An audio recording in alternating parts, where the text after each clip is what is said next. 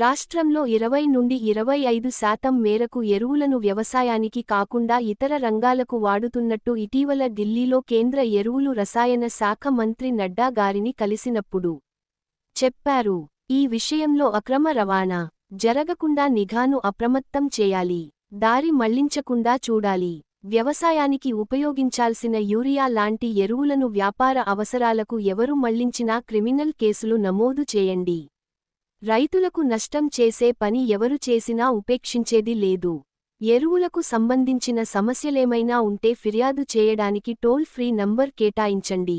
కొందరు కృత్రిమ కొరతను సృష్టిస్తూ గందగోళపరుస్తున్నారు. భారీ వర్షాల కారణంగా జీహెచ్ఎంసీ పరిధిలో నీటి నిల్వ, ట్రాఫిక్ ఇబ్బందులు తలెత్తుతున్నాయి. ఈ పరిస్థితులను అధిగమించడానికి అన్ని విభాగాలు సమన్వయంతో పనిచేయాలి.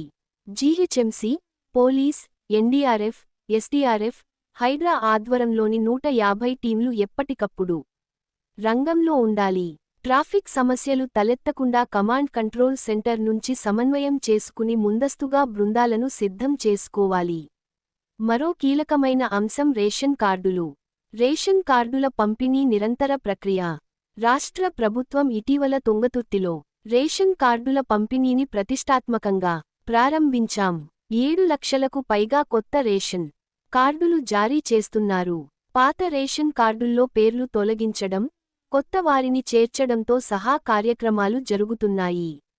రాష్ట్రంలో మొత్తంగా 96.95 లక్షల రేషన్ కార్డులు ఉండగా, వాటి ద్వారా 3.10 కోట్ల మంది ప్రయోజనం పొందుతున్నారు. గతంలో దొడ్డు బియ్యం పంపిణీ ఉన్నప్పుడు అంత డిమాండు లేదు.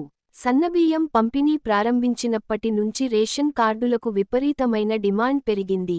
రేషన్ కార్డుల జారీపై ఈ నెల 25వ తేదీ నుంచి ఆగస్టు 10వ తేదీ వరకు జిల్లా ఇన్ఛార్జి మంత్రులు, జిల్లా మంత్రులు అన్ని మండల కేంద్రాల్లో స్థానిక ఎమ్మెల్యేలను భాగస్వామ్యం చేస్తూ రేషన్ కార్డుల పంపిణీ కార్యక్రమాలు నిర్వహించాలి.